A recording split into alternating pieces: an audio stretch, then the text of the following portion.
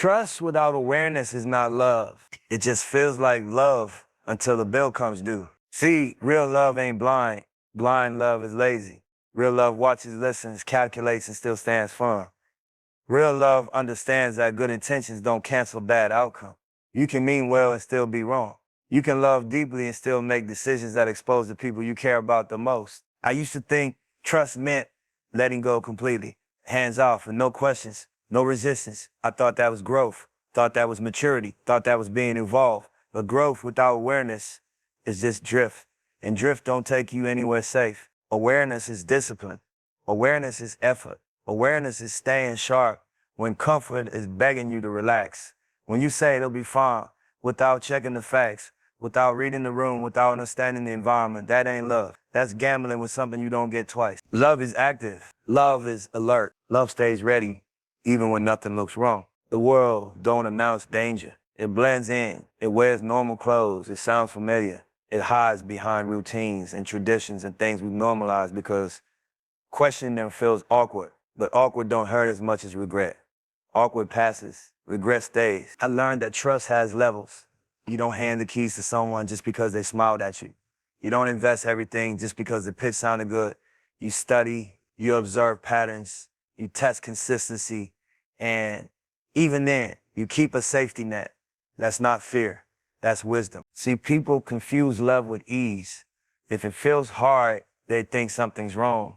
But love was never meant to be easy. Love was meant to be intentional. Love requires you to think ahead, not just feel in the moment. Feelings react, awareness prepares. When you love someone, you don't just want them happy today, you want them safe tomorrow, you want them whole next year, you want them protected when you're not around. That's the part nobody romanticizes. That's the grind side of love. The unseen work, the decisions that don't get applause. Trust without awareness is how boundaries disappear. And once boundaries are gone, anything can walk in. Energy you didn't invite, situations you didn't anticipate, consequences you didn't plan for. And once they're in, kicking them out costs more than keeping them out ever would. I had to learn to slow down, to stop mistaking silence for safety, to stop assuming familiarity meant security. Just because something is common doesn't mean it's harmless. Just because everyone's doing it doesn't mean it's right for you or yours. Awareness asks questions. Who's involved? What's the environment? What's the history? What's the risk if I'm wrong? Love answers those questions before it says yes. See, saying no is part of love. Discomfort is part of love. Standing alone in your decision is part of love. If your love never challenges you, it's not strong enough to protect anything. People might call you controlling, let them. People might say you overthink, let them. Overthinking only looks crazy to people who don't think at all. You don't owe explanations to anyone who won't carry the consequences with you. Awareness doesn't mean you don't trust. It means you trust responsibly. It means you understand that life is unpredictable. People are layered, and situations change fast. Love that ignores reality is just emotion. Love that respects reality is power. I realized something important. The cost of awareness is time and effort. The cost of ignorance is damage. And damage always charges interest. Sometimes emotional, sometimes physical, sometimes permanent. So I choose awareness every time, even when it makes me uncomfortable, even when it makes me unpopular, even when it makes me slow down in a world addicted to rushing. Because love isn't proven by how freely you let go. It's proven by how carefully you guard what matters. It's proven by preparation, not excuses, by foresight, not apologies. Trust without awareness is not love. Love is intention. Love is discipline. Love stays away. And if protecting what you love requires you to stand firm while others move careless, stand firm. Because real love doesn't fold under pressure. It sharpens under responsibility. Regret is a brutal teacher. Ain't nothing soft about it. It don't send invitations. It don't announce its arrival. It creeps in slow, sits heavy on your chest, and don't let go until you've learned the lesson you were too blind to see the first time. People romanticize learning from mistakes. They talk like it's some noble process. But regret is cold. Regret is honest. Regret will show up and make you face yourself, whether you like it or not. I learned it the hard way. I thought I was moving right, making moves, thinking ahead. I thought intentions matter more than outcomes. I thought If my heart was in the right place, the universe would handle the rest. That's when regret came knocking. Quiet at first, almost subtle. Then heavy, undeniable, like a weight I couldn't shake. And when it hit, it exposed everything I'd ignored, everything I'd underestimated, everything I'd refused to see because it was uncomfortable. Regret doesn't just teach with words, it teaches with absence, it teaches with silence, with those 3 a.m. thoughts you can't escape, with the images of what could have been flashing like a broken reel in your mind. Regret will make you question your past, your judgment, your courage, even your love. It will make you sit in a room with yourself and realize the truth. You weren't ready, you weren't alert, you weren't awake. See, we live in a culture obsessed with motivation. Everyone chasing the next high, the next win, the next success story. But motivation only works when you're ready to act. Regret works whether you're ready or not. It's unforgiving. It doesn't care how good your excuses are. It doesn't care how noble your intentions were. It only cares that the consequences landed and now you got to deal with them. The beauty of regret, if you can call it that, is that it forces growth. But growth ain't gentle. Growth is groaning. Growth is lonely. Growth is the kind of teacher that stands in your reflection and doesn't blink while you squirm. You try to rationalize it at first. Try to explain it away. Tell yourself, I'll do better next time. But the next time doesn't come clean. It comes with a price, a cost you could avoid it if you just seen what was in front of you. And let me tell you something real. The lessons regret teaches are not optional. You can't skip the chapters. You can't cheat the system. You can't pay someone else to take the weight for you. It's yours to carry. Every wrong decision, every oversight, every moment you looked away when you should have been alert, all of it stacks, all of it collects, all of it demands attention. Regret is patient like that. It waits for the cracks, it waits for your ego to soften, and then it slides in and digs. The first time I really understood this, it was like a switch flip. I saw clearly how small choices, a yes when I should have said no, a trust when I should have verified, a step forward without checking the ground, led to consequences that weren't just inconvenient, they were life-altering. And I realized nobody else could feel that weight for me. Nobody else could fix it. Nobody else could teach me the lesson with the same clarity. Regret is personal, it's intimate, and that's why it cuts so deep. But here's the thing, as brutal as it is, regret is also real. It's honest, it's authentic, it's a mirror that refuses to lie to you, no matter how much you wish it would. It doesn't sugarcoat, it doesn't comfort, it just makes you face the truth. You can't rewind time. You can't undo what's done. You can only absorb it and change how you move forward. That's why the people who survive regret, the ones who turn it into something powerful, they do so by being disciplined. They do so by staying alert, by paying attention, by refusing to let the same lesson hit twice. They don't numb themselves with distractions or blame others for their mistakes. They own it. They study it. They use it to sharpen themselves.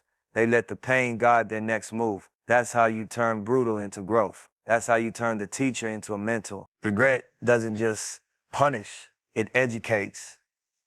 It forces you to see where you were blind, where you were lazy, where you were weak. It exposes every corner of your thinking you ignored.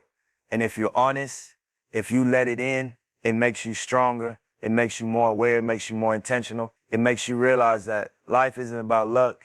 It's about preparation. That people who survive aren't the ones who avoid mistakes. They're the ones who learn from them before it's too late. So when regret comes, don't run from it. Don't bury it. Don't try to make it comfortable. Sit with it. Study it. Let it remind you that life is fragile, that decisions matter, and that awareness is everything. Because one thing I know for sure, the lessons regret teaches may be brutal, but they're worth every hard night, every reflection, every uncomfortable truth. And if you can take that lesson, own it, and move differently, then regret won't break you. It will build you. Responsibility doesn't end with good intention. Most people think it does. They think if they meant well, if their heart was in the right place, that somehow the universe will handle the rest. That's naive. That's soft. That's where most people lose. Good intentions are easy. Anybody can have them. But responsibility is work. Responsibility is accountability. Responsibility is showing up even when it's uncomfortable, even when nobody's watching, even when the outcome isn't what you wanted. I've learned that love, trust, leadership, parenting, all of it is built on action, not thought. You can think about doing right all day. You can meditate on being a good person. You can say, I'll do better 100 times, but until you follow through, until you handle the consequences, Until you step into the messy reality and take ownership, intentions don't matter, they're just words. The world doesn't reward intentions. The world rewards results.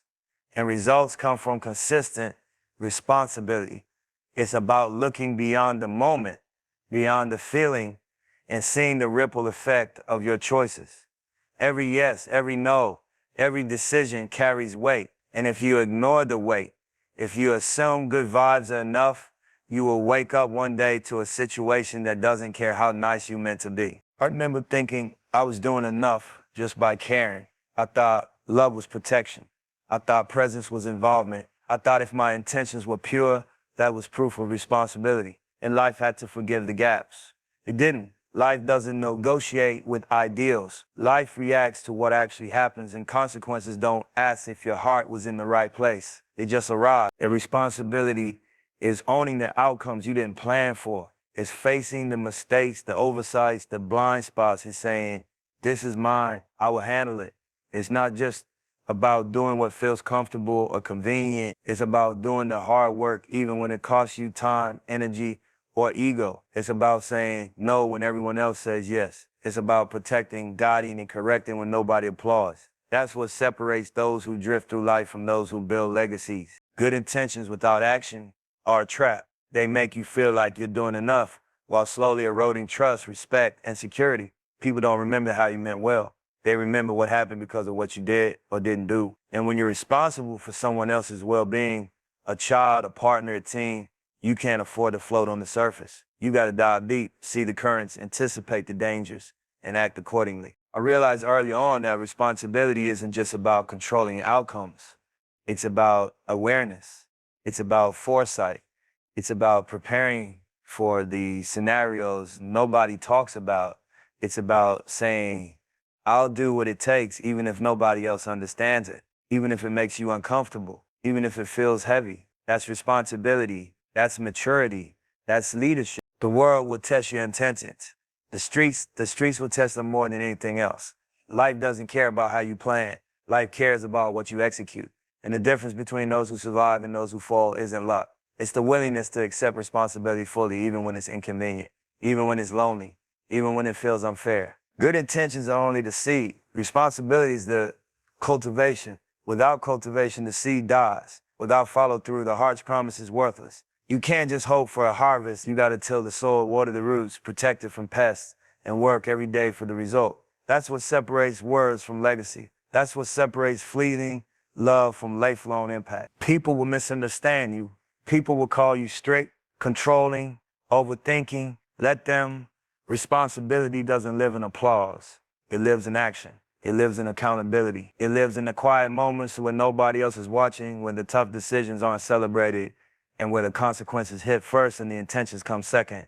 That's where the real work happens. At the end of the day, responsibility is permanent. Intentions are temporary. Intentions might comfort you at night. They might make you feel better about yourself, but responsibility is what determines whether you build or break, whether you protect or lose, whether you stand firm or watch everything fall apart.